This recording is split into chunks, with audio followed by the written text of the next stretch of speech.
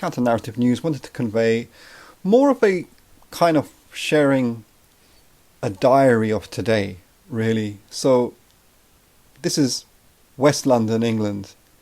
It's like weeks of just grey, overcast weather with intermittent rain, quite depressing. Gone into slightly more relatively milder weather from colder weather. Had a really lovely day in many regards, but still feel this overarching feeling of angst and just alienation and a frustration, and just can't really put one's finger on exactly what's going on, because nice day. Earlier in the day, met up with Guyanese heritage, veteran Pan-Africanist and a world-renowned flutist who was around locally, but he's moved to East Sussex. That's Keith Waith, great guy. We met up to discuss a community event that's coming up, which is the launch of the Jessica Huntley Community Garden on May the 1st. Jessica Huntley passed away in 2016, and with Eric Huntley, who's still here and will be at the launch, the pioneering black publishers of Bogle Overture publishers in the 60s, and comrades of Walter Rodney and Linton Kwesi Johnson and Eric Williams and many others. Meeting up with Keith today, we went to a local sound system business to try and secure a sound system for the event. We sat down in a cafe terrace outside and had a tea and a juice and had some great chats about when we were respectively younger. He's a bit older than me. We're slightly different generations. And before that, we went to the Asian grocery store, and Keith had to buy his jerk seasoning after being disappointed by a white neighbour's attempt to feed him jerk. And of course I suggested that, should be appreciative anyway, despite the disappointment. We had a good laugh about that.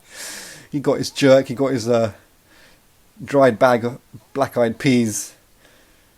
And we reminisced about our respective youth and what we did and the grassroots then, and how relatively it's changed so negatively for working class communities and young people today. And so we bid each other goodbye, and we'll be in touch soon and launch this. It'll be hopefully a wonderful day. And then I've got loads of seeds, wildflowers of different kinds, sunflowers, and some cuttings of a great plant. I went to a local community garden, great initiative by local migrant grassroots people, really. And just there's a bit of a footfall. There's a bit of a it's not totally isolated. It's around just off the high street, the community garden. So when I'm there, just busying planting, there's always a trickle of people who engage, because it's a positive place. It's a kind of it's amazing how the community garden can be a place where people recognize that their own neighbors have taken the space from it being neglected and looking awful, from looking from a space of neglect and negativity and kind of disappointment and a rundown of our community, to then it being a place of nurture and nature and planting and growth and beauty and connection and community. So, the old Polish woman neighbour passed and just said, like, the community garden always makes her smile, and it's nice seeing the flowers come up and the bulbs slowly come to flower. And one of the local street drunks, frankly, that I've seen for a couple of years now in the park, he came over to ask for some form of nicotine, of which I didn't have any on my person, and we got into a chat. And turns out he grew up in South London around New Cross. His name's David, and he was attached to the Saxon reggae sound system. And he was in a bit of a drunken stupor, but he was able to still chat.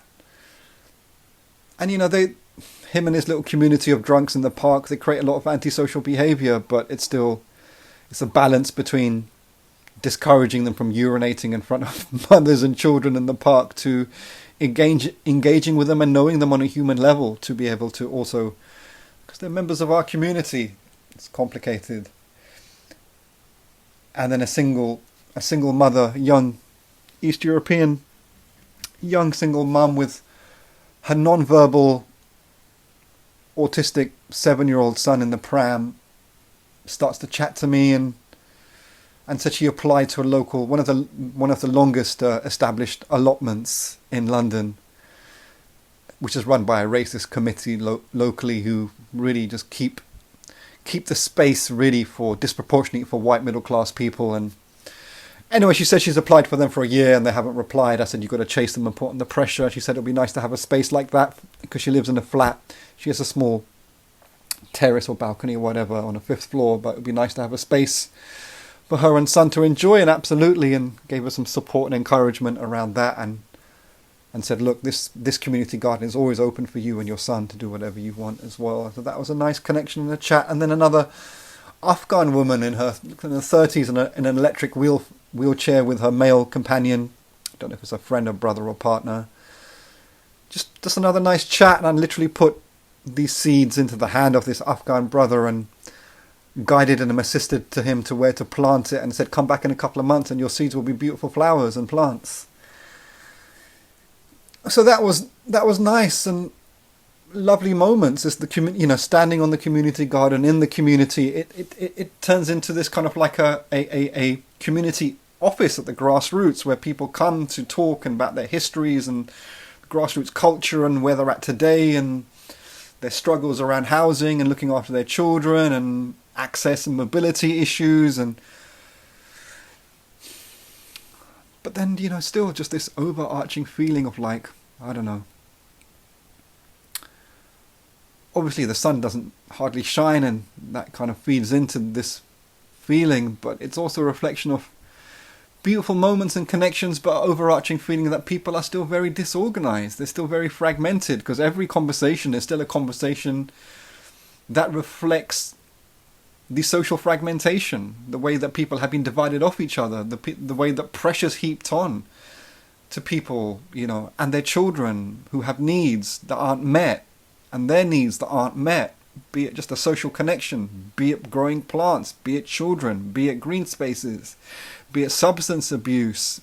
It just makes you feel just bittersweet towards the bitterness. Anyway, just wanted to share that. I don't know if that resonates with anyone. Solidarity and love as always.